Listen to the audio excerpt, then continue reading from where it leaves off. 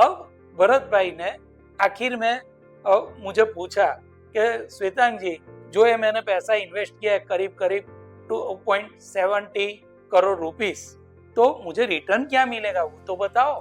तो मैंने कहा नॉर्मली हमारे कमीशन और फीस को बात करने के बाद हम 30% रिटर्न एन्युअली देते हैं। तो भरत भाई ने एग्री करते हुए कहा कि हाँ, ये बात तो मुझे मालूम है, क्योंकि मेरा एक भाई सागर भाई और उनका एक दोस्त माइकल है, उन्होंने भी IFSCA में आपके थ्रू इन्वेस्ट किया है और उनको लास्ट ईयर आपने शायद 30% ही रिटर्न दिया था। मैंने कहा बिल्कुल सही बोल रहे, एक्चुअली सागर भाई ने ही आपका रेफरेंस हमें दिया था और उस वजह से ही मैं आपको मिलने आया।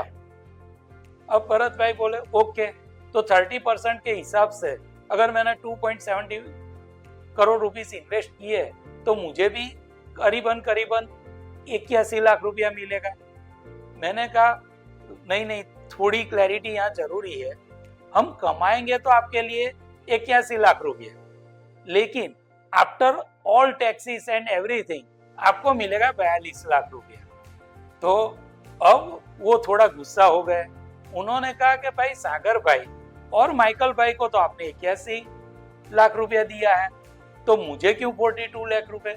मैंने कहा सागर भाई तो सागर के पार रहते हैं, लेकिन आप तो भरत भाई हो, आप तो भारत में रहते हो, आपको तो थोड़ी देशभक्ति करनी पड़ेगी, और देशभक्ति करनी है तो आपको देश को भी तो थोड़ा देना पड़ेगा।